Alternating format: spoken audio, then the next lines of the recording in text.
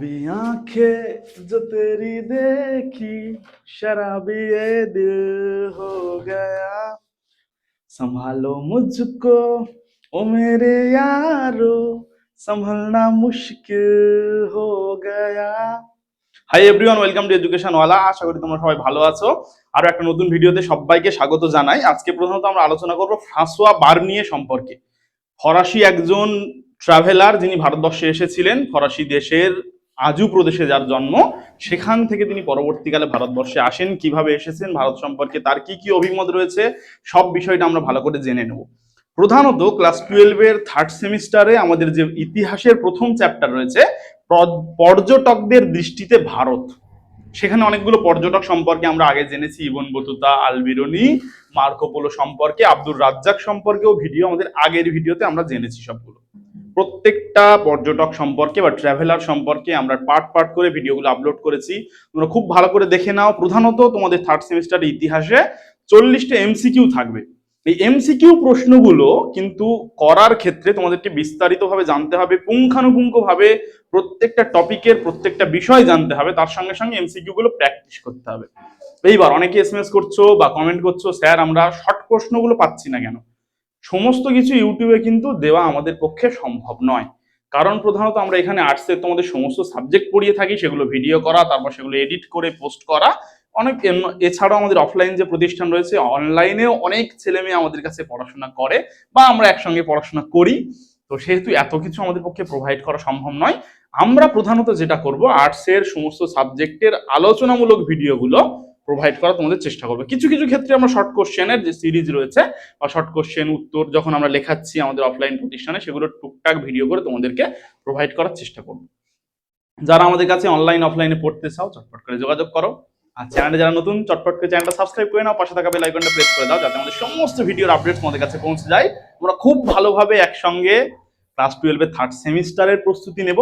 Third সেমিস্টারে আমাদের target হচ্ছে সম্পূর্ণ নম্বর পাওয়া।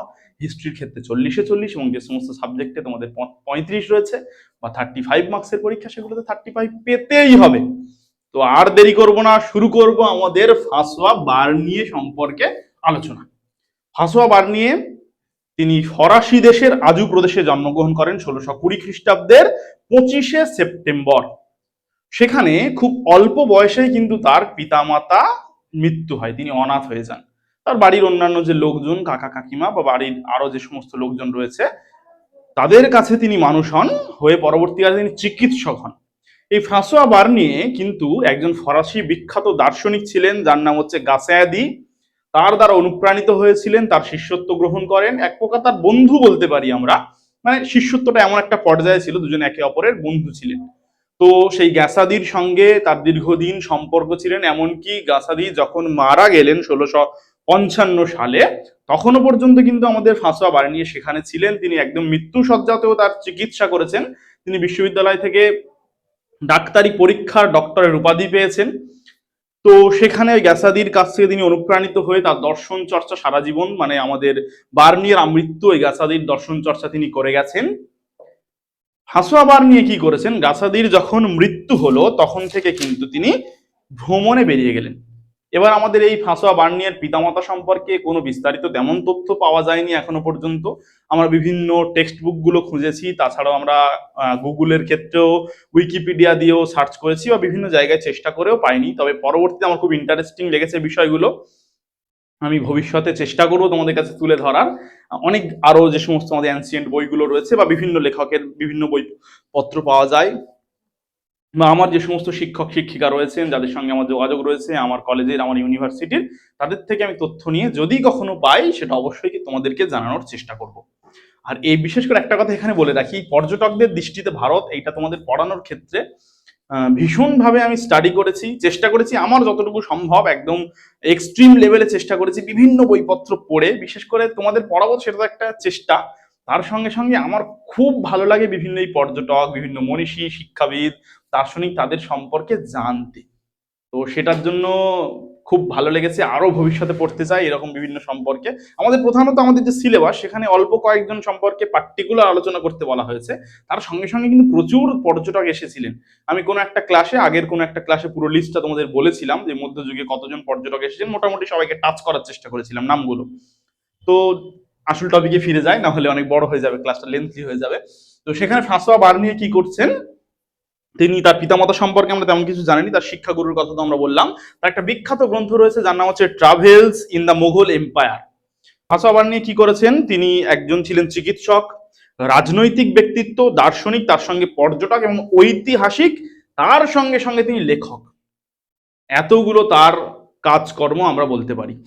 তো সেখানে তিনি প্রথম জীবনে ওই যে গ্যাসাদির সংস্পর্শে এসেছেন, তার সঙ্গে অনেক দিন ছিলেন। 1655 সালে গ্যাসাদির যখন মৃত্যু হলো, তখন তিনি সেখান থেকে 1666 সালে তিনি পর্যটক হিসাবে বিশ্ব ভ্রমণের তার মনের মধ্যে একটা চেতনা জাগান। সেখান থেকে তিনি বেরোলে প্রথমে প্যালেস্তাইন, সেখান থেকে মিশর হয়ে তিনি হচ্ছে মিশরে গিয়েছেন। প্যালেস্তাইন থেকে মিশরে গেছেন, মিশরে 1 বছর তিনি থাকলেন। তারপর সৌদি আরবের বা এখন যে আরব এমিরাত যে জেদ্দা রয়েছে সেখানে তিনি গেলেন। জেদ্দা থেকে তারপর ওখান থেকে নিলেন লোহিত সাগরে। লোহিত সাগরে একটা বিখ্যাত বন্দর আছে মোখা বন্দর, সেখান থেকে হয়ে তিনি ভারতের সুরাট বন্দরে এসে পৌঁছালেন। তাহলে আরো একবার আমি রিপিট করছি, তিনি কি করলেন, প্যালেস্তাইন থেকে মিশরে গেলেন, মানে প্যালেস্তাইন হয়ে মিশরে গেলেন, সেখানে 1 বছর মতো প্রায় অতিবাহিত করলেন। ওখান থেকে আরবের জেদ্দা, জেদ্দা থেকে তিনি এলেন লোহিত সাগরের মুখা বন্দরে, ওখান থেকে এলেন ভারতবর্ষের সুরাট বন্দরে। সুরাট থেকে তিনি চলে গেলেন দিল্লিতে। দিল্লিতে অনেকদিন তিনি কাটিয়েছেন। দিল্লিতে তিনি মুঘল দরবারে চিকিৎসক হিসেবে নিযুক্ত হলেন। পরবর্তীকালে কিন্তু মুঘল দরবার থেকে তিনি চিকিৎসা পাশাপাশি তিনি কি করলেন, মোহাম্মদ শফি যিনি ছিলেন তার আন্ডারে তিনি কাজ করা শুরু করলেন। এই মোহাম্মদ শফির কিন্তু একটা উপাধি ছিল, যেটা হচ্ছে দানিশমন্দ খান। শাহজাহান কিন্তু তাকে এই উপাধিটা দিয়েছিলেন। মোহাম্মদ শফিকে বলা হয়ে থাকে এশিয়ার বিজ্ঞতম মানুষ। তৎকালীন সময়ে এশিয়ার সবচেয়ে জ্ঞানী মানুষ হচ্ছেন কিন্তু মোহাম্মদ শফি। তো সেই মোহাম্মদ শফির কাছে তিনি ছিলেন দীর্ঘদিন। তারপর সেখান থেকে তিনি দিল্লি থাকার পরে তিনি কি করলেন, সেখান থেকে ঔরঙ্গজেবের সঙ্গে কাশ্মীর গেলেন। কাশ্মীরের অপরূপ সৌন্দর্য তিনি দেখেছেন। কাশ্মীর সম্পর্কে বিস্তারিত আমরা বলছি, তিনি ভারতবর্ষের সম্পর্কে কি কি অভিমত দিয়েছেন সেগুলো যখন আলোচনা করবো তখন আমরা বলার চেষ্টা করব। কাশ্মীর থেকে তিনি বাংলায় এলেন। কিছুদিন বাংলায় কাটিয়ে তিনি সেখানে গোলকুন্ডাতে পৌঁছালেন। গোলকুন্ডা থেকে আবার তিনি সুরাটে পৌঁছালেন। সুরাট থেকে পারস্য হয়ে ফ্রান্সে তিনি কিন্তু চলে গেলেন। ঠিক আছে, নিজের দেশে তিনি চলে গেলেন। ফ্রান্সের মার্সেই বলে একটা বন্দর রয়েছে, সেখানে তিনি পৌঁছে গেলেন। টোটাল বিষয়টা কি দাঁড়ালো, তিনি যখন ভারতের সুরাটে পৌঁছেছেন, ওখান থেকে দিল্লিতে এসেছেন, দিল্লিতে চিকিৎসক হিসেবে নিযুক্ত ছিলেন মুঘল দরবারে। সেখান থেকে তিনি দিল্লিতে কিছু কাল থাকার পরে যখন ঔরঙ্গজেব শাসনাধীনে এলো, অ্যাকচুয়ালি উনি যখন এসেছেন তখন কিন্তু দিল্লির অবস্থা প্রায়, দিল্লির রাজ দরবারের কথা আমি বলি, মুঘল সাম্রাজ্যের একটা টলমল অবস্থা, ভীষণ একটা ক্রিটিক্যাল সময় তিনি এসেছেন। শাহজাহানের পুত্রদের মধ্যে অ্যাকচুয়ালি সাম্রাজ্যটা কে পাবে, এই ক্ষমতা দখলে একটা লড়াই তখন তীব্র হয়ে গেছে, সেই সময় তিনি এসেছেন। সেখান থেকে ঔরঙ্গজেব শাসক হলো, হওয়ার পরে ঔরঙ্গজেবের সঙ্গে তিনি পৌঁছালেন কাশ্মীরে। কাশ্মীর থেকে তিনি বাংলায় এলেন, বাংলা থেকে গোলকুন্ডা, গোলকুন্ডা থেকে আবার সুরাট, সুরাট থেকে পারস্য মানে বর্তমান যেটা ইরান, পারস্য থেকে তিনি চলে গেলেন ফ্রান্সের মার্সেই বন্দরে। সেখান থেকে তিনি নিজের যে অঞ্চল সেখানে আজ উপদেশে তিনি ফিরে গেলেন। ক্লিয়ার হলো সবাই? তো ফিরে যাওয়ার ভাষাবার নিয়ে তিনি কি করছেন, তিনি একটা তার বিখ্যাত বই লিখছেন ভারতবর্ষ সম্পর্কে, তার যে অভিমত অর্থাৎ ট্রাভেল, সেটা সম্পর্কে তিনি লিখেছেন। Travels in the Mughal empire রচনা প্রকাশ করলেন।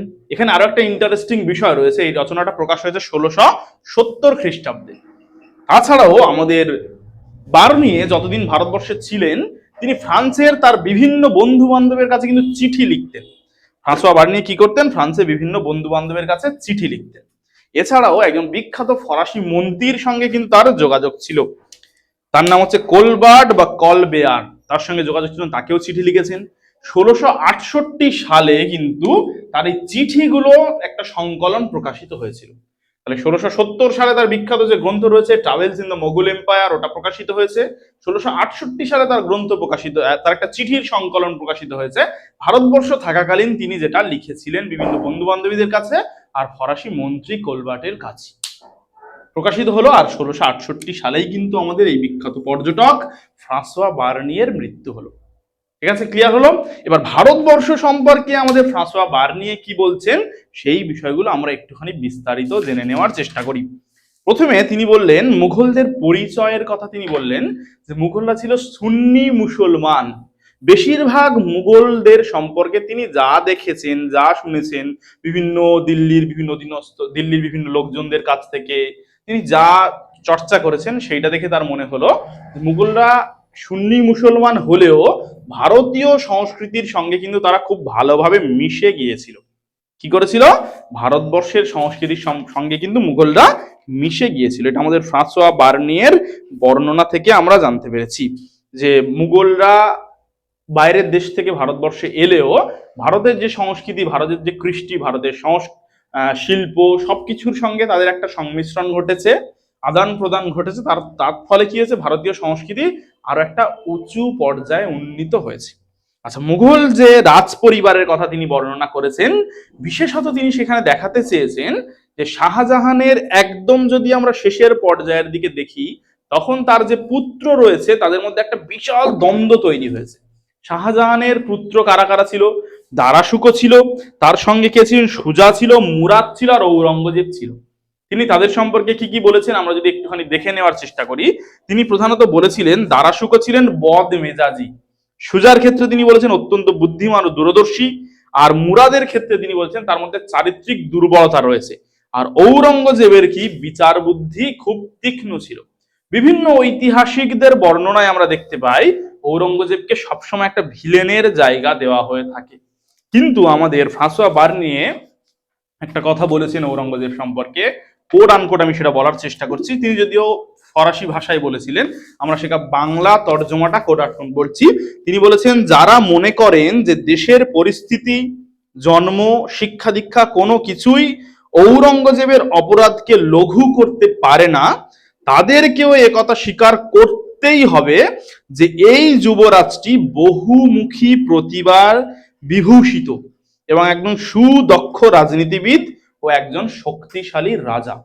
মানে ঔরঙ্গজেব যে নিষ্ঠুর ছিলেন, তার কূটকৌশল বা তার ভাইদের যে হত্যা করা, সবকিছু স্বীকার করেও, যে ঔরঙ্গজেবের খারাপ গুণগুলো স্বীকার করেও কিন্তু ফ্রাঁসোয়া বার্নিয়ে ঔরঙ্গজেব সম্পর্কে ভালো ভালো কথা বলেছেন। বিশেষত তিনি বলেছেন ঔরঙ্গজেব অত্যন্ত দক্ষ রাজনীতিবিদ, বিভিন্ন বহুমুখী প্রতিভার অধিকারী, এবং তার সঙ্গে সঙ্গে তিনি একজন শক্তিশালী রাজা। ওই জন্য কিন্তু আমরা দেখতে পাই ঔরঙ্গজেবের মৃত্যুর পরে কিন্তু মুঘল সাম্রাজ্য আর বেশি দিন টিকে থাকেনি। ঔরঙ্গজেবের মৃত্যুর পরে ধীরে ধীরে ছোট ছোট আঞ্চলিক শক্তির গুলো উত্থান ঘটেছে, বৈদেশিক শক্তিরা ভারতবর্ষে এসেছে, সাম্রাজ্য বিস্তার করেছে। এই সমস্ত বিষয় কিন্তু কিন্তু লক্ষণীয়। তাহলে আমরা জানলাম ফ্রাঁসোয়া বার্নিয়ে ঔরঙ্গজেব সম্পর্কে কি বলেছেন। এইবার তিনি দিল্লি শহর সম্পর্কে কি বললেন। তার চোখে দিল্লি প্রধানত শাহজাহানাবাদ, দিল্লির এই যে অপরূপ সৌন্দর্য, তিনি বলেছিলেন আমাদের যমুনার তীরে অর্ধচন্দ্রাকৃতি একটা শহর হচ্ছে দিল্লি, যেখানে বড় বড় দুর্গে হচ্ছে আমাদের সম্রাট থাকেন, তার পত্নীরা থাকেন। বিশেষ করে তিনি একটা বিশেষ উল্লেখ করেছিলেন, হারেমের কথা বলেছিলেন। প্রতিটি সম্রাটের আন্ডারে বড় বড় হারেম থাকতো, অন্দরমহল থাকতো, যেখানে একাধিক রানী থাকতো, তাদের উপপত্নী থাকতো। মানে সম্রাটদের বা উচ্চবিত্ত লোকজনদের জন্য প্রয়োজনীয় রসদ একদম পরিপূর্ণ। এটার বর্ণনা কিন্তু আমরা ফ্রাঁসোয়া বার্নিয়ের কথা থেকে আমরা জানতে পেরেছি। এবার দিল্লি শহর সম্পর্কে আমরা জানলাম। দিল্লি শহর সম্পর্কে তিনি কি বললেন? প্রধানত তিনি বলেছেন দিল্লিতে দুটো সম্প্রদায়ের মানুষ, মানে দুটো ভাগে ভাগ করা দেওয়ার মানুষদেরকে, একটা ধনী একটা গরিব। মধ্যবিত্তর কোনো বর্ণনা ফ্রাঁসোয়া বার্নিয়ের চোখে ধরা পড়েনি। এই ধনী লোকেদের আন্ডারে এই গরিব লোকজনগুলো তারা কাজকর্ম করতো, বিভিন্ন পেশায় নিযুক্ত ছিল, তাদেরকে সেবা যত্ন করাই ছিল ওদের কাজ। এটা ফ্রাঁসোয়া বার্নিয়ের কথাই জানলাম। কাশ্মীর সম্পর্কে তিনি বলছেন অপরূপ সুন্দর একটা শহর, একটা রাজ্য বলবো আমি, যেটা হচ্ছে কাশ্মীর। প্রাকৃতিক সম্পদ আছে সেখানে, প্রাকৃতিক সৌন্দর্য, সেখানকার পাহাড়, হ্রদ, আর বিভিন্ন যে ফুলের গাছ রয়েছে, এই সমস্ত বিষয়গুলো তার চোখে খুব সুন্দর লেগেছে। বিশেষত ফ্রাঁসোয়া বার্নিয়ের বর্ণনায় কাশ্মীরের যে লোকজন রয়েছে, মেয়েরা রয়েছে, তাদের দেখতে অপরূপ সুন্দর ছিল, ওই গুলাবি আঁখের মতো। ঠিক আছে? তো সেখানে তিনি বলছেন যে প্রধানত ইউরোপীয়দের যে গায়ের রং, সেই ধরনের গায়ের রং দেখা যেত কাশ্মীরের লোকজনদের মধ্যে। ওই জন্য দেশের বিভিন্ন প্রান্তের পুরুষরা কিন্তু কাশ্মীরের ওই মেয়েদের প্রতি আকৃষ্ট হতো। ফ্রাঁসোয়া বার্নিয়ের বর্ণনার কথা বলছি। তো সেখান থেকে তারপর চলে যাবো বাংলা। তিনি প্রধানত বলেছেন বাংলা একটা কৃষি প্রধান দেশ, প্রাকৃতিক সম্পদের পাশাপাশি বিভিন্ন সম্পদে পরিপূর্ণ বাংলা একটা এলাকা, যেখানকার ধান, অন্যান্য শস্য ভারতের বিভিন্ন রাজ্যে রপ্তানি হতো, তার সঙ্গে সঙ্গে বিদেশেও রপ্তানি হতো। আরবে, মিশরে, বিভিন্ন বিদেশের বিভিন্ন জায়গায় সমুদ্র পথে সেগুলো রপ্তানি হতো। বাংলার এই যে অবাধ সম্পদ রয়েছে, সেটা কিন্তু বিভিন্ন সময় বিভিন্ন বণিক গোষ্ঠীকে আকর্ষণ করেছে বা আকর্ষিত করেছে বলে ফ্রাঁসোয়া বার্নিয়ে মনে করেন।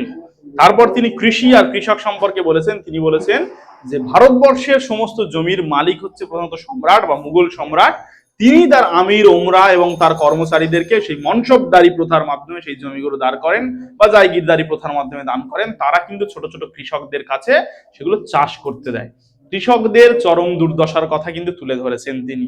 আবার একাধারে তিনি বলেছেন মুঘল সম্রাটদের যে বিভিন্ন লোকজনের সঙ্গে সরাসরি কথোপকথন বা বিভিন্ন সভা করা, যেখানে সাধারণ প্রজারা এসে তাদের বিভিন্ন এগুলো জানাতে পারতো, সেগুলো তিনি বলেছেন, তাদের অভিযোগগুলো জানাতে পারতো, সেগুলো তিনি কিন্তু বর্ণনা করেছেন। এই একজন বিখ্যাত মানুষ ফ্রাঁসোয়া বার্নিয়ে, যিনি ফরাসি থেকে এসে, ফ্রান্স থেকে এসে ভারতবর্ষে দীর্ঘদিন অতিবাহিত করেন, বিভিন্ন মুঘল সম্রাটের মুঘল সান্নিধ্য পেয়েছেন তিনি। আর মুঘল সাম্রাজ্যের ইতিহাস জানার ক্ষেত্রে ফ্রাঁসোয়া বার্নিয়ের কিন্তু অবদান অনস্বীকার্য। আজকে আমরা এটুকু জানলাম।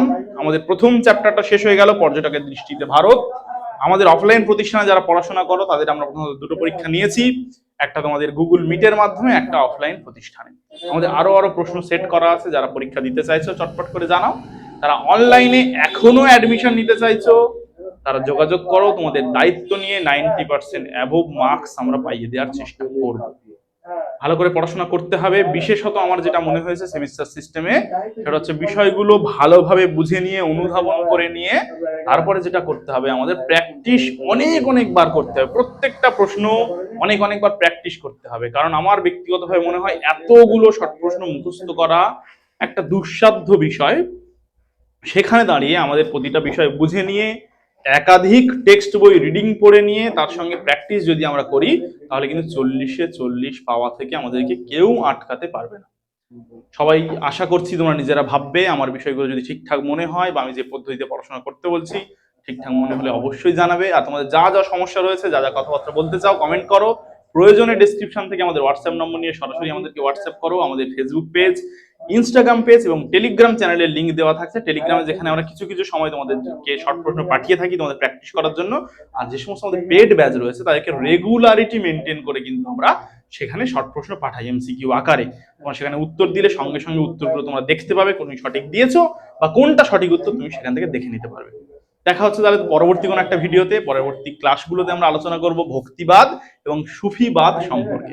সবাই ভালো থাকবে, সুস্থ থাকবে, অবশ্যই পড়াশোনার সঙ্গে থাকবে। টাটা। ইতিহাসের এতগুলো পর্যটকদের জীবনী নিয়ে আলোচনা করার ক্ষেত্রে অনেকগুলো বিষয় আমরা পড়েছি। এতগুলো বিষয় পড়ার সঙ্গে সঙ্গে আমার মনে কিন্তু একটা প্রশ্ন থেকে গেছে, সে বা একটা কিছু ভুল ধারণা আমার মনের মধ্যে হয়তো রয়েছে, বা ঠিক ধারণা আমি জানি না। আমি কিন্তু মনে যেটা ভেবে থাকি সেটা হলো, আমি মনে করি সূর্য একটা পৃথিবী।